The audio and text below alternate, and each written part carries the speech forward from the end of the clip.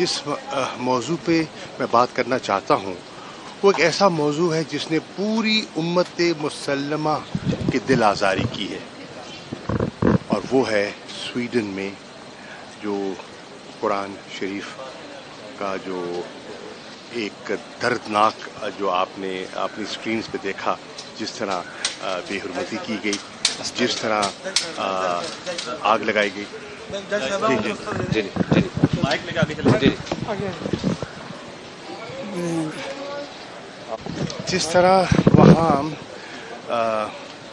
قرآن شریف کو جلایا گیا، اس سے پوری عالم اسلام میں ایک اضطراب کی کیفیت ہے۔ آپ کو یاد ہوگا کہ یہ جو اسلاموفوبیا کا جو ٹرینڈ ہے، ایک بڑھتا ہوا رجحان ہے، اس کی ہم نے نشاندہی کی تھی جب تحریک انصاف کی حکومت تھی، اور اس کو میں بحیثیت وزیر خارجہ اس نقطے کو لے کر گیا تھا نیامے، جو وزراء خارجہ کی جو وہاں فورن منسٹرز کا اجلاس تھا۔ اس اجلاس میں میں نے اس ٹرینڈ کے بارے میں دیگر وزراء خارجہ کو جو OIC کے تھے انہیں آگاہ کیا، اور انہوں نے مجھ سے اتفاق کیا کہ اس پر ہمارا ایک مشترکہ لائحہ عمل ہونا چاہیے۔ اس لائحہ عمل کو ایک ریزولوشن کی شکل میں، یونینمس ریزولوشن کی شکل میں ہم نے پاس کروایا کہ یہ جو آئے دن فریڈم آف ایکسپریشن کے نام پر 1 ارب سے زیادہ مسلمانوں کی دل آزاری ہوتی ہے، اس کا کوئی جواز نہیں ہے، اور اس سے متاثر ہوتا ہے، بہت سے معاشرے متاثر ہوتے ہیں، اور عام شہری جو ہے اس سے متاثر ہوتا ہے، نقص امن پیدا ہوتا ہے، اور انسانی جانوں کو خطرہ لاحق ہو جاتا ہے۔ معاملہ اقوام متحدہ تک گیا، وہاں کنسنسس بلڈ کرنے کی ہم نے کوشش کی، اور پاکستان نے الحمدللہ اس وقت ایک کلیدی کردار ادا کیا۔ فیصلہ ہوا کہ 15 مارچ ہر سال اسلاموفوبیا کے اس ٹرینڈ کے خلاف پوری دنیا میں یک زباں ہو کر ایک بات کی جائے گی اور اس کا تدارک کیا جائے گا۔ مجھے خوشی ہے کہ OIC کے ہنگامی اجلاس میں اس پر غور و خوض بھی ہوا، ایک مذمتی قرارداد بھی سامنے آئی، لیکن قرارداد جو کہ بہت اہم ہے ناکافی ہے۔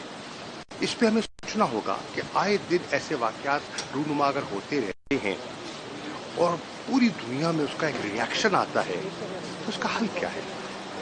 انٹرنیشنل لا کیا کہتا ہے؟ اگر قانون سازی درکار ہے تو کیا ہونی چاہیے؟ ہم یہ نہیں کہتے کہ اظہار رائے پر قدغن ہو، لیکن اس کی حدود و قیود کا تعین ہونا چاہیے۔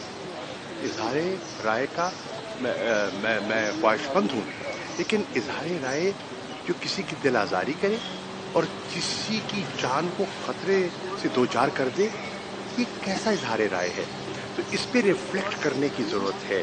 انٹرنیشنل کمیونٹی کو، صرف امہ کو نہیں، پوری انٹرنیشنل کمیونٹی کو ریفلیکٹ کرنے کی ضرورت ہے، اور ایک مشترکہ لائحہ عمل اپنانے کی ضرورت ہے۔ اس پر اس اضطراب کا اظہار کرنے کے لیے پوری قوم کو یکجا ہونا چاہیے، اور پرامن طور پر جمعے کی نماز کے بعد اظہار کرنا چاہیے کہ ہم پرامن لوگ ہیں، ہم کسی کی جان مال کو نقصان نہیں دینا چاہتے، لیکن اس کا کوئی متفقہ لائحہ عمل تلاش کیا جائے، نہیں تو ایسے واقعات جو ہے نا ملک کو یا دنیا کے مختلف ممالک میں ایک ایسی آگ سلگا سکتے ہیں جو بڑی نقصان دہ ہوگی۔ تو یہ اس وقت ہر پاکستانی کا اور ہر مسلمان کا دل دکھا ہوا ہے۔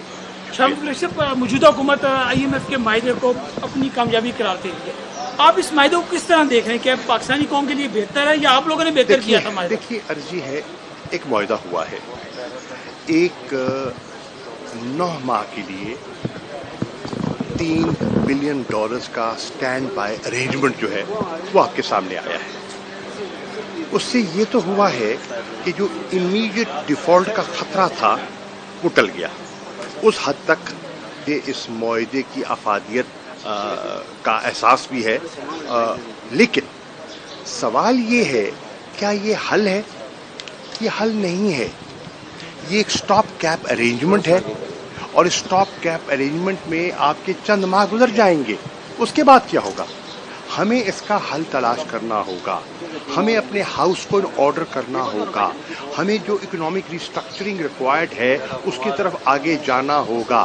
اگر نہیں جائیں گے تو ماضی میں بھی ہم نے کئی معاہدے کیے جن کو پایا تکمیل تک نہ پہنچا سکے، تو یہ ایک اور اس کا شاخسانہ ہوگا۔ شمس بریک صاحب، آپ عمران خان صاحب آ رہے ہیں، کیا ان سے ملاقات ہے؟ کوئی پارٹی کے بارے میں کوئی ڈسکس ہو رہا ہے کہ استحکام پارٹی کو کس طرح کاؤنٹر کرنا ہے یا کیا کرنا ہے؟ دیکھیے، ہر پولیٹیکل پارٹی اپنے لائمر کے بارے میں غور و خوض کرتی ہے، یقیناً تحریک انصاف بھی کر رہی ہے۔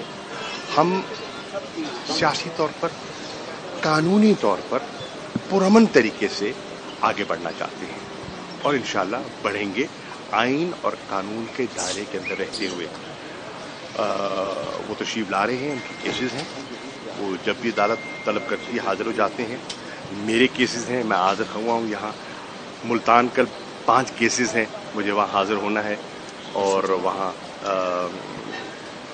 دیگر قانونی لوازمات پوری کرنی ہے، تو اس لیے میں آپ کا شکریہ ادا کرتے ہوئے اجازت چاہوں گا۔ السلام علیکم۔